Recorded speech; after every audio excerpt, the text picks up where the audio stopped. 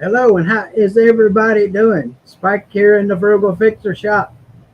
I come in a couple minutes early so y'all didn't have to listen to all that dingity dinging, the waiting bell, and all that. If it was going to do it, I didn't want to hear it either. So, hope y'all are hearing me okay. I see Rob and my buddy Gio's here, and Bill the Borgonian Evolution's here. So, hey, thank you all for coming by, guys.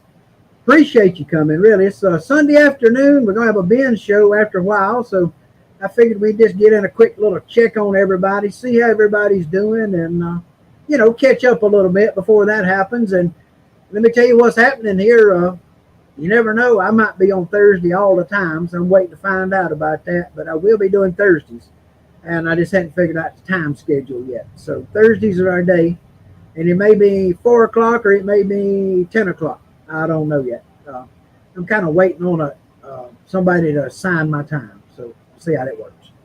We'll all work it out, guys. So anyway, how's everybody's week been? I hope you've all had a good one. Gio, I've been seeing your stuff, man, looking good, and I appreciate you. And Rob, thank you for coming in, my man. And Bill's hanging in the background there. I wanted to bring Bill in, but I was going to wait and see if we get a few more people in right quick first. So, just put something in the comments of what y'all guys have been up to this week, if you would. Let me know what's happening. And if you got a new video, put it in the comments, and I'll try to get it up and get it playing for us. And let me see if I can get us brought back up here and get the big screen where I can see what's going on. Let's see. Before anybody gets in here and it gets all crowded. So. There we go. Let me get that opened up, and then I can see the screens on the big screen. There you go. Whoa. Got to mute myself when I do that. I forget that every time, guys.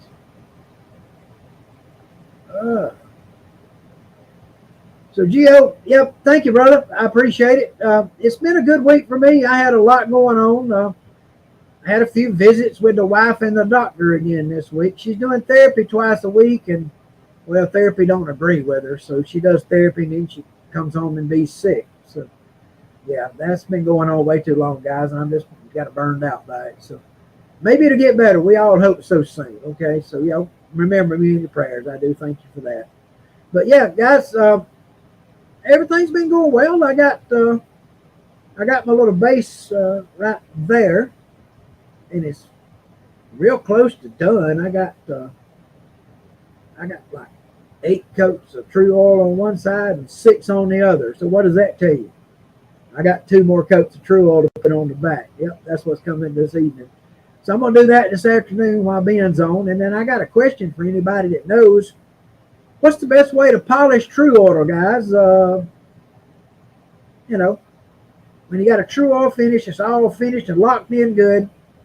What is the best way to finish it? Polish it. So I seen one guy take rubbing compound, and then he went back with wax, and I've seen different things. So I'm just wondering what everybody's ideas are. Sweet tea, good to see you, Todd.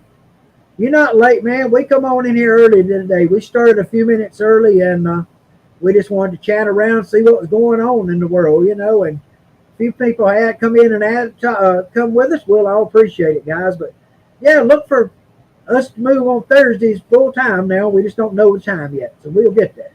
But we'll see how it works out. But, guys, I got somebody I want to bring in. I've been watching his progress, and so have all y'all. We're all buddies with him. And we want to kind of catch up and see where he's at and let him show us his project and what he's got done. And I think he had some questions even. So if he does, we'll try our best to all work together and do our best to answer them for him. So, hey, let's bring in my special guest I got right here now. And now, y'all know when you become a guest on this show, I might ask you questions about all kind of things, So we'll just see what happens there. But yeah, let's bring in my buddy Bill, the Borgonian Evolution, and let's let him come in and talk to us about what he's got going on his channel. What's up, guys? How you doing? Hey, well, how you doing, Bill? Not bad, Spike. How about you, brother? We're all good. All good, man. Hey, I want to thank everybody for watching the videos, man. This year, especially since Scott started posting that running playlist, I've gotten more views on this build than I did my entirety of all last year on GDBO. Yeah, Scott's playlist is working for everybody. I mean, I looked at my analytics, and I'm getting more videos from his playlist than anything else I'm getting, as far as playlists that are putting my stuff out. So, if you want to believe it, go there and look at it. That's where it's at. So, hey, to answer your question real quick on the true oil, this is all I did to polish mine on the BRS, and you see how shiny that was. Use a piece It's kind of like an open cell coarse foam. It's really, really soft, and it buffed it up really nice. No scratches, no nothing. Shined it right up. Oh, cool. Okay, guys. Now let me warn y'all. Y'all better be good, because Lisa's in the house, and that's my moderator. And she's got a big old hammer, so y'all just be careful. She got the wrench. And we appreciate everything she does and keep our crazy people away from us. And so we thank her for that. So all y'all guys, let her know we appreciate her. But yeah, Bill, tell us about what you got going, buddy. Well, I got several things going right now along with a GDBO. But we'll start with that for now, because that's what I got the most progress on. I don't know if you can see on here, this is the layout with all the components that are going in it. I've got the neck is routed and glued in. Got that all shaped up. I'll do close-ups in a minute. I got the pickups routed out. Got the rings on. These are positions of where those are going to go once I drill the 4 holes. I've got my volume and tone control glued in, switch position where I want it. The control unit for the pickups, where that's going to go.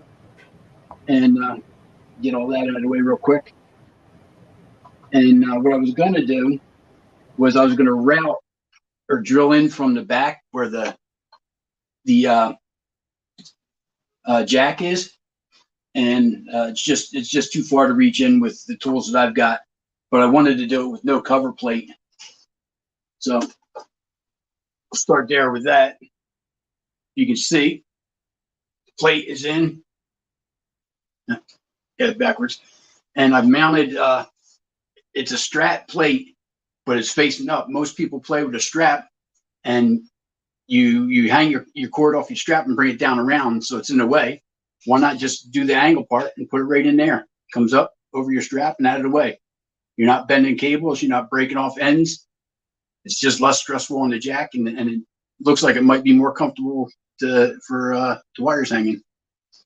Now, as far as the carbs and stuff that I've done on here, I'm not sure how this is going to show up, but I've got a belly carb in there, trying to sand it to where it doesn't show the lines, where it shapes in. You can see just a little bit, let's see, right in here, you can still see a little bit where it's got to be rounded off better. But that's all nice and. You can use a block sander, and that'll smooth that right out, brother. You can smooth it. Yep. That'll be a problem. That's what I've been using. I got a couple of different pieces of shaped wood that I use, and then I did a slight leg carve here. Nothing special, nothing really too deep or too intrusive, but it works out nice when it's sitting on your lap, and also like when you bring your leg up and throw it up on a monitor or something when you're playing, it sits on your leg really, really comfortable. This thing weighs a ton. Those cars really make that grain open up on the sides of that thing, brother. They look good. I've had the grain on this thing pop like 3 times already with the humidity and rainstorms. Just sitting in the kitchen here. I've sanded it down to get the fuzzies off and starting each day. But here's what I'm especially proud of right now is how I blended this neck. I'm not sure if that camera's getting it. There we go. But I blended that all in there.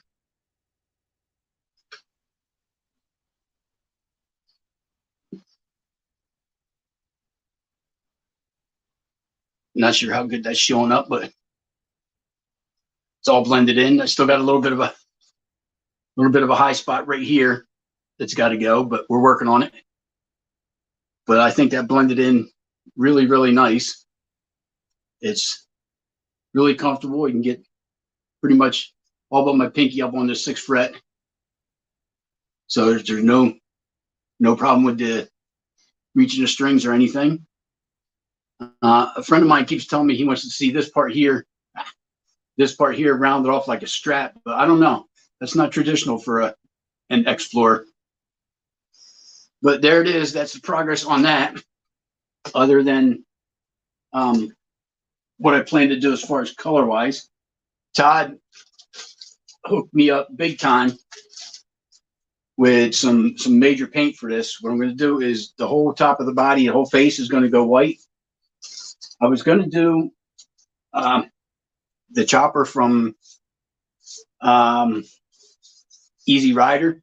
I was going to do like a relief carve all in here across that top, but I found out my painting skills aren't that good enough to do that yet. Carving, I could do it, but it would take forever. But I can't seem to get this brush fine enough to get the detail that it would need. I need to really up my game as far as a new brush. So that's holding that back. So we're just going to go all flat white on the top. Going to bring it down the sides a little bit and make like a faux binding. And then Todd sent me some Harley Davidson Jake Blue paint. That beautiful, gorgeous Harley Davidson color on the big fat boys. That's going to go across the back and the neck along the back. Electric Blue, is that the one? No, it's called Jake Blue. Oh, okay. Okay. I think the electric is the lighter blue, but the Jake Blue is the deeper. Maybe my Harley was an electric blue. I had an electric blue one. So the label here says Jake Blue, but I looked it up on the internet. It's gorgeous. So yeah, I think that's going to work out really good. And then the face of the neck's going to be white with the faux binding as well. Cool, man. So, yeah, and then it's looking nice, brother. Hey, I'm proud of you. It's looking great. Yeah, especially if you're doing this all by hand. This has been a labor of love for sure. Well, another one of my I've been taking a lot of time with mine this time too. I normally fly through a project, but I've drug my butt on this one. But I've had a lot going on, so I've had to deal with it, So well, you're also producing a whole ton of other videos on other topics too that I'm not doing. Well, I've gone content flipping crazy lately. Yeah. Yeah, I don't do all that stuff. I'm dying here trying to do this. Now, the original reason for the paint that I was talking to Todd about, that he hooked me up for, was for this. Oh, okay. I bought this new 1987. It's a Washburn RR11V. Bought it myself when I got out of the Navy, and it was red with the black stripes instead of the black with the red stripes. Basically, for its 25th anniversary, I emailed Washburn and asked them what it would take to get them to repaint it in the original colors because it was getting all dinged up and all that. And basically, the custom shop wrote me back and said, "Oh, we don't have time for just a paint job." Now, I came to your company with one of your instruments I've had since new for 25 years, and you tell me you don't have time to do anything for me or even talk to me about it? Yeah, no more Washburn for me. I don't care how good they are. Yeah, I can understand that, Bill. Hey, I can. Oh, I hadn't said anything. We're up to 9 people in here right now, but if we get to 25, somebody will win a stain set. Just so I forgot to tell anybody. So, yeah, we're going to give away a box of 3 Angelus dies to somebody if we get there. So, you never know when it's going to happen, but we'll get there one day. So, but Bill, somebody Gio put a comment in that you're a legend for producing with the guitar you have with the tools you had to work with. And we all have to agree with that because we proud of what you're putting out, man. We are. Man, it's looking good. I love all the support everybody's been giving me. It's incredible. Going from that first time to, a couple friends and family saying, "Ooh, nice, ooh, ah," to all the actual support from builders. That's huge right there, man. Well, it does. It matters when other people appreciate it, and when other builders appreciate it. It matters more to me. So, yeah, the support I get from you and Todd and Lucifer, Brett, wearing one of his shirts, man. Yeah, I see that. I see it. We got some Brotherhood of the Bill shirts coming. They're coming out. We're gonna do them. Gio's already got me a logo worked up, so we're gonna get that moving and get them put out where people can order them. So. I tried for years to think of a logo for my flying with the Borgonia Evolution and stuff, because before I got into DVO and all, I used to build these and fly these all the time. Right, yeah. I got me one of those, and the problem was it made my neck hurt. Looking up, flying it instead of looking at the screen flying it. I mean, so I can look at the screen to fly it, but when I look up, it made my neck hurt. So you can't fly the ones that I built like that without the FPV goggles. You have to fly in the camera on the crap. The ones I build will fly. I tried that. I tried the goggles. I did. Mm-hmm. I didn't wreck, but it was scary. I'll just tell you, it was scary. Yeah. Try flying them at 150 miles an hour. Oh yeah, those things scream, man. I know. See, I used to race radio control cars, and we were running, 60 miles an hour with a radio control car, and that's fast with a car that long, But we'd run laps. Is crazy. We'd do a 400-foot track, oval. Doing what, like 5-second laps or something like that. It was crazy. So, yeah, guys, let me see what everybody's saying here. Robert R.'s come in to visit with us. Robert, good to have you, brother. I appreciate you coming in. And Gio's got doing some logos for Todd, so he's going to have some T-shirts available. Sweet Tea ought to be an easy logo to make. That'll look good, brother. You make something cool out of that. Yeah, you too, Lisa. Everybody's going to need new T-shirts, yeah. Speaking of Sweet Tea, I sent him some mahogany dust, and I've been collecting more. I've been thinking about doing like a fake ad for my channel about the ad. Remember the old adage of no stems, no seeds that you don't need? The Acapulco Gold. Well, no sticks or twigs that you don't need. Yeah, pure clean, right? Yeah, the clean stuff. Yeah. So, gonna make a funny commercial about that. Yeah, Southeast Home Recording just come in, and he just got out of church. I got out early today, buddy. We go Eastern time, and I get out about 11:30, and we zip to the restaurant, eat lunch with Dad, get him home, and then I zip back home. But yeah, today's the last Sunday I'm about to race home from one of these because I'm gonna start doing them on Thursdays. Hadn't set a time yet. Thursday's a good day for me. Sunday's well, Thursday's going to be what works out with the schedule of the other people that I'm working with. Exactly, because Thursdays I got nothing. That's like one of the days I got nothing.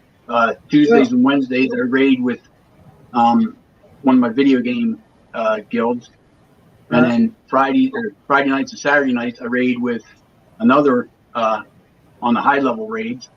So those times are taken up, and then you got Ben on Sunday. Right. So well, like I started it. You asked me earlier if I, last night if I was going to do one today, and I said, why not? Let's just talk a while and see everybody's doing before Ben gets started and catch up, and let everybody know that what's coming in the future here. So I was missing it. I found myself Jones's like Sunday when Ben was away doing the shows. It's like, okay, we got Spike, but there's no Spike, and it's like, damn, what do I do with my time? Well, I would have done it, but the wife's been terrible sick, guys. It's been a rough time. I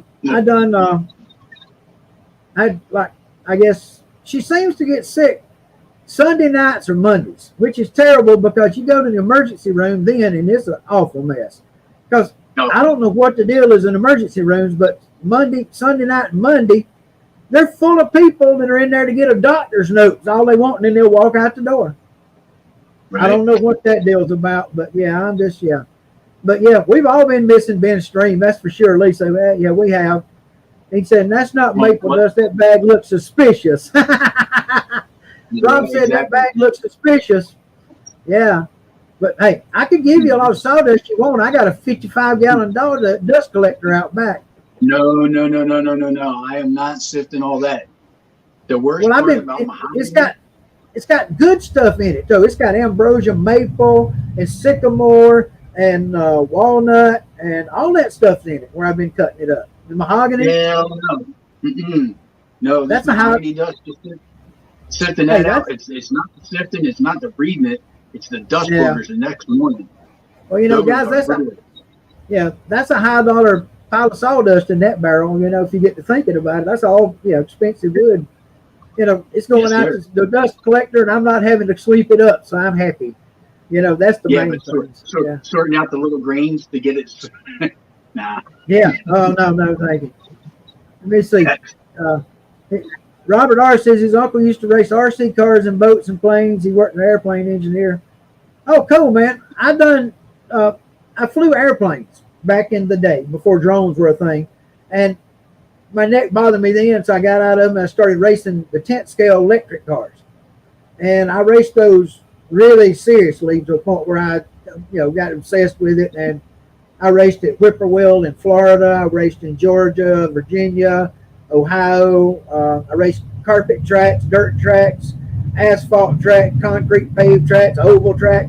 You name it, we raced on it. And I just was enthralled in it. And I'd done that for about 5 years. I mean, just constant, wide open. And that was my thing at that time. And there was no YouTube then. So if there was, man, I'd probably done a lot of YouTube about it, I'm sure. So I started out like you with as a kid doing the RC cars and stuff. Christmas in 1979, I got my first remote control airplane. Spent a month setting it up. As soon as the first warm day I got that was able to fly, took it out to the baseball field. Didn't know that you got to break in those little Cox motors before they'll run right. I spent an hour and a half flipping that damn thing to get it tuned and running. I finally get it running. I start cruising down the parking lot at the football field where it's flying. And I no sooner started rolling, one of the local police department rolled up behind me and took off. He didn't say anything. But when he got out of the car and he hit his walkie-talkie to say he was out of the car, as soon as he keyed the mic, the repeater came in, washed out the radio, and the plane just crashed across the field into the apartment buildings. I had no control over it. That cop didn't say a damn word. He got back in the car and left. Wow. Well, I raced the cars serious. I mean, we raced, like I say, we went to Whippoorwill, which is in Florida, in Orlando. And it was a concrete oval shaped exactly like Daytona Speedway. So it was a tri-oval. And so you had the nice long straight in the front, and then you had the back, the D oval on the back side. And, we were flying. I mean, you'd run, in 4 minutes, you'd run 40 laps. So, them things are quick.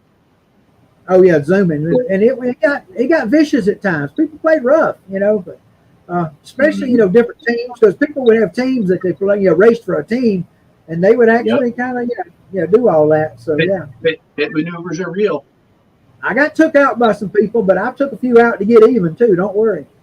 I used to go race with a buddy of mine named Robin, and Robin. We used to tell Robin that we could give him a brick and he could outrun everybody in the building with it. Because it was no joke. It didn't matter what you gave him, he could make it go fast. And so we'd go places to race, and he was so fast that you could hear him on the driver's stand talking about, we got to take him out. And I'd be sitting there like I didn't know anything, and I'd just be waiting. And when the race started, I'd take 3 of them out, and they couldn't even get close to him, and just let him run away. Well, you got to take care of your buddies. And just like in the guitar biz, you got to take care of your buddies, guys. So, hey, everybody's been, having a good time. And, hey, I appreciate everybody for coming by. And, it's different without the streams on the weekends, that's for sure. Everybody's been like, oh. And I know I've been getting a lot of information. And, like I say, Bonehead's list is blowing videos up for everybody. And we all appreciate that. He's keeping them all compiled. Yeah, Scott stepped up big time with that. That is huge for a lot of us. Well, I've got 11 official videos for just the bass. Nice. And I haven't done them all. I got some in the pipeline to put out to catch up to this. I finally cut the slot out of the neck on the video day before yesterday. I had done it a long time ago, but I hadn't put the video out. It had been setting, and Brett sent me a message and he said, "Where's the video you cut the slot in the back of that neck?" I said, "In my computer." So I fixed it. Well, I got it done, and then I've got a few others that are in the can ready to go that I'm putting out. And this weekend was a kind of wait. I've been putting on True Oil, so I put on a coat of True Oil, and then I sat down and edit for a while because I can't do anything else except smell of True Oil, and so I do that. Just keep on. Yeah, I do my editing about 2:30, 3 o'clock in the morning when I can't sleep. Yeah, that's normal for me. I have that time every night. So. I got Gio's in Italy, and Gio will get up in the morning, and I'll still be up working or on my computer, at 2 or 3 o'clock, and he's up at 8 o'clock in his time, but I'll still be, we're Right. 6 hours apart. And so he'll send me a message, you still up? I said, yeah, I'm still up. 2:30, whatever, but just, I'm retired. I got nobody to answer to. I can sleep as long as I want to in the morning. So as long as I get the grass cut, keep the wife happy, and the trash can to the road, then I do what I want to. Yeah, pain kind of dictates what I'm able to do. It depends on how much I do here and how long it takes to recover from that, or simple things like Yeah. weather changes just really kill me. Like when thunderstorms roll in, oh man, that hurts like hell. Yeah. What's been Like my rough head on wants me to is doing all this finishing. And see, I've got a 4-way fusion in my neck. So I got like a plate and 8 screws in my neck. And yeah, they go in from right here to do that. Yeah, same thing. I got one too. And so I got that one 4, 5, 6, 7 all locked together. And so when I spend a lot of time doing this and doing a lot of that rubbing and true oiling and all that and sanding by hand, oh boy, it whoops my butt. I mean, I'll get up in the morning, I feel like this, I'm like all locked up. So yeah. I got something that nobody else in the world has. As far as medical stuff, I have a stimulator that's embedded in my shoulder. The wires run up my neck right here. You can feel the tube when I stretch it out, and they go up across the back of my skull here, and they shock 24/7. It's like a TENS unit, and basically that confuses the pain conduction from the headaches. I get what they call occipital migraines, and that kind of confuses the pain signals, and that's done wonders. Before they put that in, I spent like 8.5 years in the semi-induced Oxycontin coma. Yeah. From the painkillers I was on so much. I swore off the pain pills. I don't take them. I got this, and I got a back surgery. I got rods and pins in the lower back too. So I got it both ways. But I just keep on going. I mean, and I don't overdo it. I don't overlift or do that kind of thing anymore. And it does the best. So, but yeah, I tried everybody's struggling with what they got going on, and we look at it, what you're accomplishing with the tools you got, the pain you got, and we just amazed. And I'm proud of you, brother. I am. I really am. That folding table. I've had several people offer to send me tools and stuff like that. I appreciate it, but as you say, I mean, I'm in my kitchen literally, in a small 1-bedroom apartment that's half the size of a 2-car garage. So, and they're frowning when I started doing the airbrush and stuff. They're like, "You can't do that in here. You're going to start a fire." And it's like, you're going to tell all the kids here with the Walmart finger paints that they can't paint, because that's the exact paints I'm using. Well, let me tell you a secret about that brush, okay? The best airbrushers in the business use stencils. Just remember that. Mm-hmm. If you don't believe it, go look at like Mike Learn, a great airbrusher, but he uses stencils to get his base stuff and do that.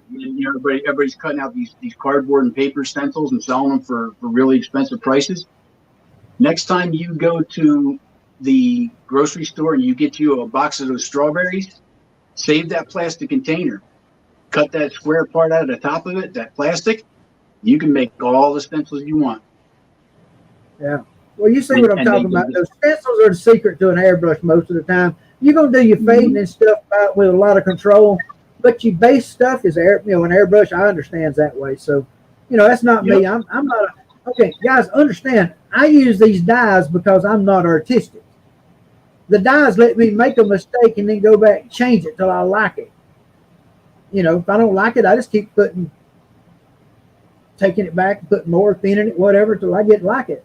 And then I put the oil on it, close it up. So, yeah. But I figured I'm getting better with the airbrush as far as detail and stuff. It's just the tiny little on-demand pump that I have and that starter airbrush kit that I've got. It's just not good enough.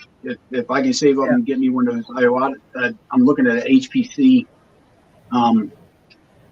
What is it? It's a 0.18 airbrush for doing super fine detail work. If I can get a hold of one of those, then I can think about doing what I want to do on this. And I can always paint it on the top later once it's cleared. And, try to do the painting. If it doesn't work, I can just wet sand it off and erase it because it's been cleared. Todd just put in the comments there that you can use Angelus with an airbrush. I hadn't used Angelus with an airbrush, but I'd be willing to look into that for sure down the road. Speaking of the dyes, go ahead. Go ahead. I'm listening. Speaking of dyes, is several of us were talking to you when you were trying out the dyes and stuff. We were wondering why you're going full strength and then trying to stand back instead of diluting it like down to like 30 or 40% and then building it. I've I been had the same experimenting problem with you that. did. Yeah, I had I've the been same problem you experimenting did with it being too dark and not being able to get the shading that you wanted and get the blending without just kind of oozing them together. When I Right. finally cut the dyes I was using on the BRS down to about 40% and started building up 3 or 4 layers, that's how I got the color in mine. Before that, it was just it looked like some kid colored it with a crayon. It Right. was just too Well, heavy dye. what happens is you put a color on and then you put another and it starts building. It gets chalky looking. And if you get too much, it'll turn. I had one that I'd done purple and it turned green. Honest to God, it turned green. And then when I sanded it back, it was purple as it could be. But I kept putting purple on it, and it kept getting greener and greener. And I was going, "What in the world?" So I have a black paint here that I tried trying different brands to see what I like better. I swear to God, you put it in a cup and it's black. When you first spray it, it comes out green. When you rinse out the airbrush, it's blue. wow, I swear to God, that was the weirdest thing I ever seen. colors are You crazy things anyway. Y'all know that. I mean, the way they could work. spray it and build it up black, but when you first started spraying it, that fine spray, until you get a solid coat on there and get like 2 or 3 coats, it was green. But when you washed it out, it was all blue. I was baffled. I don't even use it anymore. Yeah. Basically, I'll base coat the paper when I'm practicing lines, and that's it. But that was crazy. It is, and I'm trying to get used to it. And I did thin some, and I also thinned the true oil when I was doing the true oil. I thinned it with mineral spirits, so I could put on real thin layers. After I got the first 5 built, then I started going with the real thin ones, and those are made a difference in really getting it thinned out and smooth. And they dry so fast with that mineral spirits in them; they just dry in no time. So Yeah, see, I didn't try all that. I just used it straight out of the bottle on the BRS, doing my first one, not knowing anything. I watched the guys doing gun stocks because that's what it was basically for. And I did what they did. They heavy coat it, and basically after the 3rd coat, it was tacky and it was never drying. Right. And, mine's as dry. Mine's as dry as it can be. It doesn't have any wetness at all. No stickiness to it. I mean, it's just. Well, I'm happy. So. The first month I had the BRS done, it was so sticky and grippy that it just you couldn't play. And then finally I was like, okay, well let me try to buff it off of here. And I didn't have any coarse floss and stuff. And this was the coarsest thing I had. It was still soft. And I used this piece of foam, and it took that stickiness away. It shined it right up. It was amazing the look on that. I've washed this 2 or 3 times now to keep it in shape. Well, this is how this turned out. This is the oil's on it, but it hasn't been buffed and it hasn't been polished or anything. This is just a true oil. And Hang on, there's the back. Well, you got that for comparison. I'll go grab my other. And there's your neck down this way. It gets darker as it goes up. And then it's pretty dark at the headstock. And then on the front side, it's got a pretty good shine on it. I didn't like my first bridge location because it's making me do too much change on things. So I moved back that much. Good thing is it's underneath the bridge. Nobody know it but us. So yeah. Right. Got all these covered in, this all filled in, and this, and then the neck going down is. I done a little fade on it the same way, and it comes in here and then it fades, and then as it goes, it just gets a little darker as it goes down. And then it's pretty dark on the headstock to match the bodies. So. Let me go grab the BRS real quick and show you the comparison with what that heavy sponge did for polishing that up. I'll be right back. Yep, and I got the fret dots in the side there, guys. Y'all see the fret dots, I guess. Get those in. And I still need to finish completely polishing out the frets and doing what I got to do to them. So that's going to be a little bit of work. A little bit of work, not much. They're just a little bit of work to do. So Southeast played 2.5-hour graduation party. Oh, wow. Your shoulder hurts? Oh, yeah, I forgot. Yeah, you need a lightweight guitar for that, brother. Okay. Yeah, that's shining up good. But that's And all due to that sponge. You just done true oil and then buffed it off with one of those pads. Yeah. Yeah. Okay. I mean, look at the mahogany. I mean, the mahogany actually, I don't know if you can see it, but if you catch it at a certain angle, that mahogany looks like it's alive. It moves. It's kind of hard to play over the ceiling plate. Yeah. Looks nice. But yeah, that's just that's about 5 coats of Troy oil total, and just buffed out with that sponge. Yeah. That's well, all I did. Figured out what to do to mine. I don't know exactly what I'm going to do yet to it, but like I say, I've had people tell me to use compound on it and then wax it, and I've had different things. I want to find out other opinions. So I think I'll ask Ben in the stream tonight about it. What do y'all think? Ask him what does he put on top of oil? Ben is not a fan of true oil. He'll tell you to use something else. He does not. What does he put on top of his oil to protect it? His own stuff. He does his own. He has his own wax and he has his own wipe on clear coats. Okay. So he's going to push his products. Well, I'm sure he is. I don't blame the brother. He put that effort to making it. Yeah, the problem we got is the shipping. The shipping here is the problem. They kill us when we get something shipped in. Than it does to buy it. Right. I can't buy stuff when I have to pay that much to ship. So no. But that looks nice, brother. So you finished that one yourself too, right? Yes. Yeah, I did. I did. Looks good. Basically, this started out how I did the same thing here. I wanted to do a Firebird last year, and when I finally saved up enough to get the kit was out of stock. So I figured I get the neck and then wait to the body or get a body blank and cut it out. And it was getting too close to time to get to work on it. So I figured, okay, well, I like PRS. I can't afford a PRS, so maybe I'll try to make one. So I bought one, and I didn't realize that I bought a bolt-on neck and a set neck body. So having to adapt that, I actually cut a filler block along the neck here.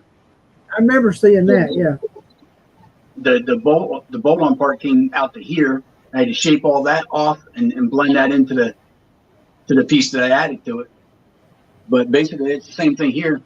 That's the only fire Explorer neck that I could find was a bolt-on. So I did the same thing with that. That's why I blended this part out so far, the neck pocket, and that seems to work. So, well, this looking good, brother. I'm proud. You're doing great. A lot of guys are like, well, the guy that sold you that neck, you did a crappy job. No, not really. The neck is solid. It's perfectly straight. Both of them got them from the same people. I really think this one was an experiment because there is no other ones. They use really small frets compared to the ones that are on this one. And there was some finishing. It wasn't as finely finished as this one was. I think it was an experiment neck that they just wanted to, see if it would sell. And when I scraped, I sold one of them anyway, Bill. I needed it, that's the time, right? But it worked out. For $70, the wood they use is absolutely gorgeous. I mean, the maple is like carving a rock, and it's gorgeous grains. This fretboard, once I scraped it down with a razor blade, the grain in that is going to look incredible under oil. Once that gets oiled, I don't want to oil it right now with the painting. That's not a good thing to have. Mixing with paint. No. So you don't want that. That'll go last. But man, that is going to be gorgeous. Once I get to the point where we're on that, you'll see that explode. So it's looking good, man. I'm happy with the way mine's turning out. I've got a little more work to do and get it buffed out, and I'll be putting it together. And so I'll probably put mine together maybe by the end of the week. And I've already had it together once, and I know everything works and it plays and it'll intonate. So And I know the neck holds when you tighten it up and adjust the truss rod. I know it holds tune and it doesn't bow or move or anything. So, it's going to be good. So it's going to be fine. These guys are telling me what kind of wax to use too. I'm having to check this out. Microcrystalline wax. Okay. I'll have to check on that, Geo. And Todd said that works great for buffing out the true oil. So that's great, guys. I appreciate that. Couple questions I want to ask. General consensus is,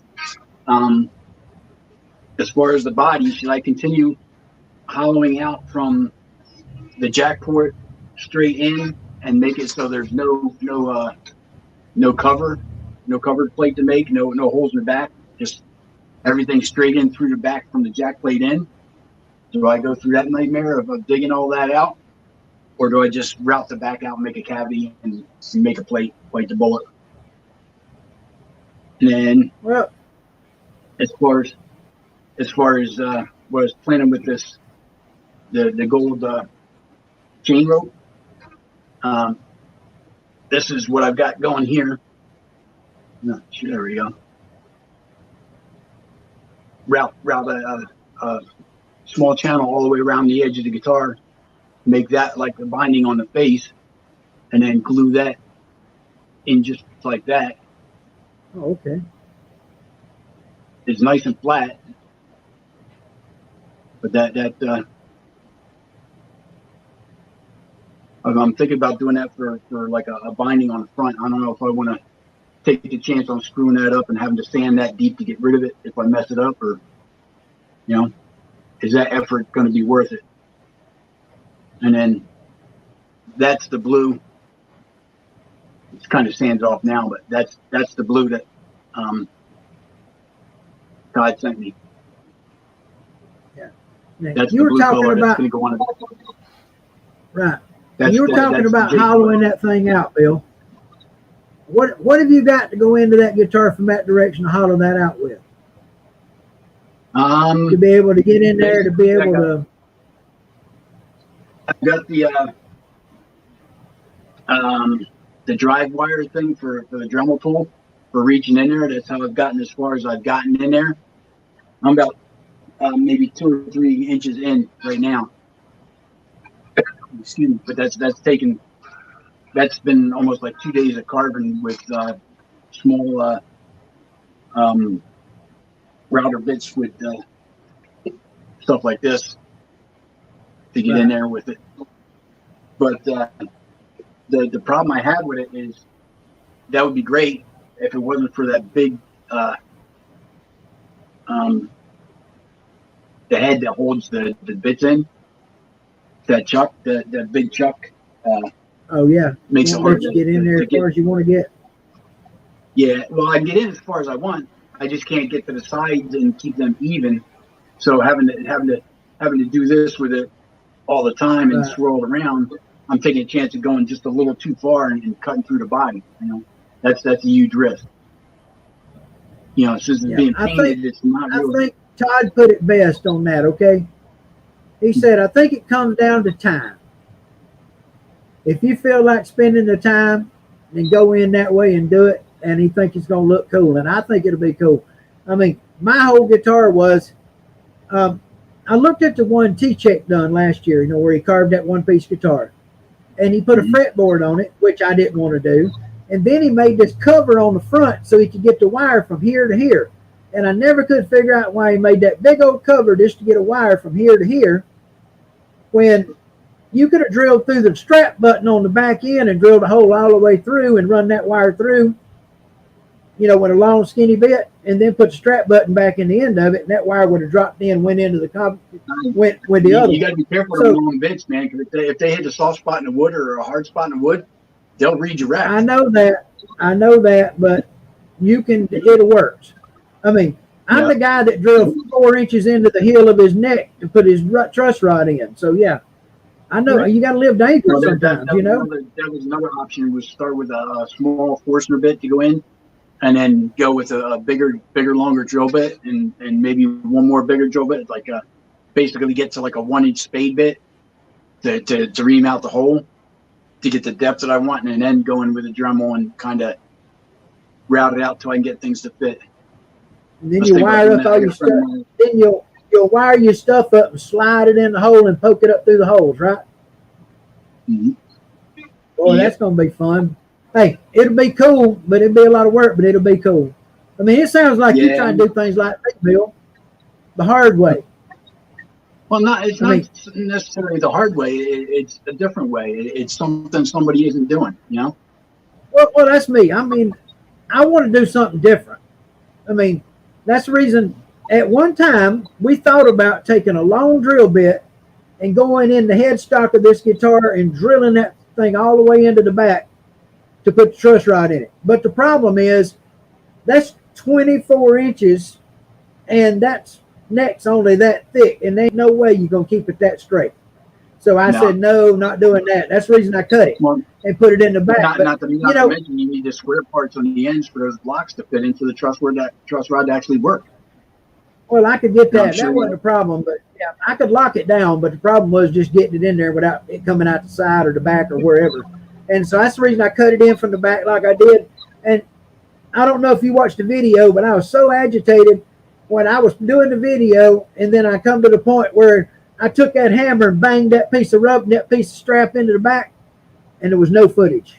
Not one bit. Everything was gone. I was so mad. I was like, and that's the reason I went over there and turned the camera on and done the end of the video, you know, so that's all I could do. So much stuff trying to do long videos. It's like, I'm not doing anything more than 20 minutes at a time on that phone. I actually set a timer now. If that timer goes off for 20 minutes, I don't care if I'm in the middle of something, I stop and I'll restart the video. I can splice it in, you know. But well, I got no more long videos. I got all the little things I'm battling now, so I got some 5-minute videos I've been putting out this past week. Some of them little short 5-minute quick tip things, and then my longer 15-minute ones, and I've done one 20-minute one, I think.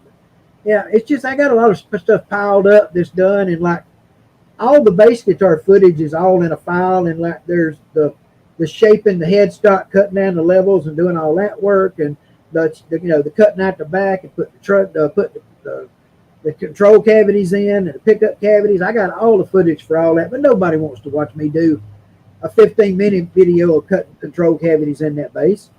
I'm just going to wait most of it, put it at the end of it, and I got somebody I'm talking to, a good friend that's thinking about doing the edit for me. So I'm just going to hand him all the footage and let him take care of it. I'm not even going to touch it. And then it's going to get voiced over by him or somebody, and it'll be done. So. Yeah, video editing is a whole new animal to learn, especially if you're not used to the technique stuff of it, you know. A lot of people go worry about the video and all, and then when it comes to the audio, they don't pay attention to it. So one speaking part's this volume, and then their tool volumes are this, and then they'll add music over top of it, and that just blows everybody's eardrums because they didn't set levels and all that stuff. You know, well, yeah, that's a lot of things to do, and if you don't do all the steps, if you don't do every step, you're going to have bad noise or bad this. Or now I deal with like Saturdays and Sundays. If I try to record, I got Harley noise on the highway in front of the house here. And you'll hear them go by and they go, there'll be like 40 of them at a time go by. And I have to deal with that. So that's the reason I like doing evenings, late recording, because then I can avoid a lot of the road noise and that kind of thing. So yeah, I got a highway here through the southern tier that they use for poker runs and stuff like that. And as soon as the weather's good enough to ride, man, every like 3 or 4 days you get a poker run going through, and you'll hear an hour solid, nothing but Harleys going down the road. Well, they're going right now. They just went by. I just heard they're still going by right now. And they're not as loud as normal. I got the air conditioner running, so it's probably covering up some of it. I don't know how bad the air conditioner's covering up y'all. I hope it's not too much for you. So I used to have a nice little tree row behind the apartment here for shade and stuff like that, and that blocked a lot of road noise. But them trees were all blight, and they just cut them all out beginning of spring here. So now I get all the road noise up there. So yeah, everybody's talking about trying out their dyes, and dyes are easier to work with than paint for me because I just don't have the material. I don't have the stuff to paint with, and the dies are more forgiving, and I guess that's what helps me is being forgiving. See, back in the day when I was young, I did a lot of work on cars and stuff like that. So I learned how to do, base coating and block sanding and all that stuff. So that comes easy to me. It's the fine detail work with the airbrush and shaky hands. I mean, a knife cut here. That's where the a dog bite here that kind of tore up the tendons. So fine details aren't always the easiest thing to get. Right. Well, the touch comes with a lot of practice, I guess, on something like that. So. Mm-hmm. Heck, I'm still trying to get good at doing frets. I'm getting better, but we'll get there. I had one fret that did not come out. Next year. I hit it with a hammer and I made a dent in it. I mean, bad. I don't know what I done, but I got on the edge of the hammer and I made a dent in it. So I reached and grabbed it and pulled it out. Well, I had some more fret material that I thought was the exact same fret. And I pulled it out of the tube and I checked it and I bent it the right thing. And I lined it up, and I know you looked at it, and it looked right. I didn't use the mic, the adjuster, the tester on it, but I just looked, it looked close. And so I put it in, and after I put it in, and when I flattened it, that sucker's about that darn wide on the top. And I said, yeah, I'll be working a while on this one to fix it. So I got that new file. I got that Brotherhood file, and it's a real good file if you need to do a touch-up on the top of something. But when you got one bad as that one was, with them two big jaws on it, you need a triangle file to get it up before you think about it, I promise. So there you go. Yeah. If it works, it works, brother. Block a balsa wood with sandpaper glued to it. There you go. If it works, it works. That's what happens. But I picked up one of those, and it works good. And I've done two really one fret job on the BRS, and then I did my my Mockingbird, redid the frets on that because that was all dinged up from playing all the time. Got that all straightened out, and I'll do the Washburn in this again. So, but hey, it works. Well, and everybody's like, well, you're using all these tools. There's easier ways of doing it. Yes, there is, but I do it intentionally because I like doing stuff. I like doing it, taking the time. I don't want to rush. Okay. I've talked to GMO about this a few times, and one thing is, yeah, I hear you. Yeah, you're right. Todd said he's gonna fuss at me about using that file. That's okay. It worked for me to get what I needed to do done. Okay, and I knew where I needed to do the triangular file before I used that thing, but it does a great job. Don't let Ben see that square file. Yeah. I hope he don't see that video, but I ain't got to worry. Ben don't never see none of my videos. I've never seen anything he said about anything I've done, so I'm probably not on his radar too much unless I ask a question. Other day, one of my questions was on his short, so But yeah, we're gonna get out of here in a minute, guys. It's about time for us to get out and let everybody go over there and ask their questions and stuff, and kind of move on. I just wanted to catch up with all my buddies and make sure everybody was doing good and see your progress, Bill, because we all care. We all care, brother. We do. And we're glad to see you doing well. You guys stepping up and all the support. It's been incredible. I couldn't ask for a better build this year. So much help and inspiration. It's amazing what somebody's compliment or saying, I never thought of that, and that or giving you an idea like the razor blade scraping. I'd never thought that I had find those skills to scrape a fretboard like that, but when I tried it and did it, amazing. It's just it made a whole new neck. So yeah, Brett just comes sliding in real late here. Information and skills. Yeah. Our buddy Brett, the Lucifer, just comes sliding in late here and acting like he had an excuse. But it's okay, Brett. You can come in next time earlier, okay? But no, hey, brother, we know you. Hey, check it out. Look at that. The man's wearing your shirt, representing for you now. But we appreciate you coming in, brother, even if you did get here late. Guys, I guess we ought to probably start winding down and getting ready to close out and everybody get on over to Ben's because I don't want to get in the way, and I always like to make sure everybody has plenty of time to get on over there. You know how that works. The last thing I want to do is get in somebody's way. So us old folks, I wasn't planning on being on this long, hogging up all this time. I just want to get on and quick review and then chat with everybody and see what they're saying and but I'll look at it afterwards. the comments should be up when this is over, so you to go through and read them if you want to. You know, everything that I got them set to stave. So they should be there, so you can go through and read what people said about you staying and about your other stuff. We think you ought to go for that other if you got the time to do it. You know, just go for it. It's going to be looking cool without covers on it. Without covers on it, if you go in that way and you got the time to do it, you go for it, brother. The way I look at stuff like that. But, you know, we were talking about a minute ago, you know, you can use different tools to do things. Geo does all his necks with a facet, hand by hand, and all that way. And I've done that. I've tried that a little bit. And I've also done the necks with that doodad I got over there. You put it in, it rotates back and forth, and the router does it. And that's kind of wonky. And then I done the one like our Texas Toast does with that 7/8 round over bit on my overhead router. And then yesterday, I developed a way to use a table router with a 7/8 round over bit. And I flipped my jig over and put 2 blocks in it. And you can run a neck that way on it and shape that neck that way. So it spends about, you know, 6 minutes to do the main part of your shaping on your neck. And then you got a little hand. I spent a total of 28 minutes on the neck on that bass guitar to do the work on it and the hand work. And Geo says he spent 3 hours on the deal and he's done 30 or 40. So, you know, but he enjoys doing that. He loves doing what he does. And me, I'm a power tool guy. I like to make a jig and do something like zoom. You know, everybody's got their own way. Yeah, and I respect everybody's way of doing things. So I like touching wood. I like the feel of it. And I like the biggest thing about the wood is watching it change as you do it.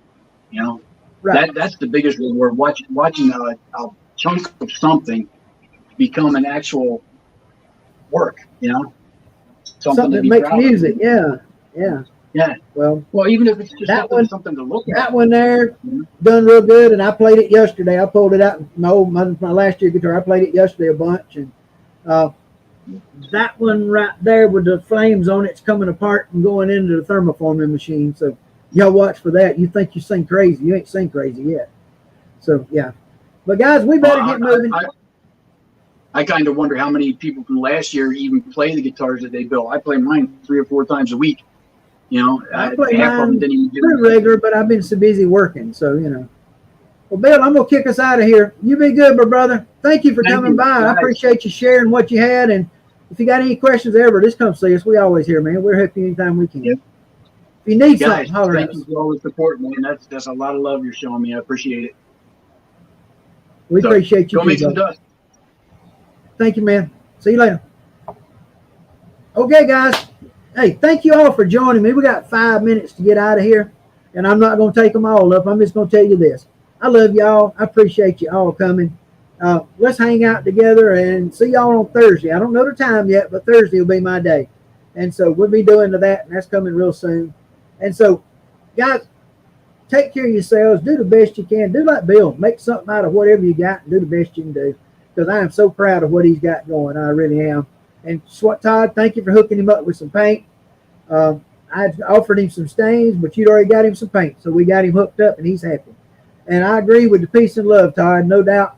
I got a new one that I've been using lately, and it's kind of your peace thing, but it's peace and progress. So that's what I'm thinking for everybody. Peace and progress for everybody. Hey, love y'all. Thank you for all for coming. Y'all get on over to Ben's and see what's happening. And, yeah. Take care of yourself. Do something for somebody this week. Just help them out, whoever it is. I keep telling people that, and I hope they will. Whatever it is. I mean, if you can help somebody, do it. So, guys, God loves you, and so do I. Can't take it with you. So, use it on something you enjoy or help somebody. See you next time. We're out of here, and we'll see you over there.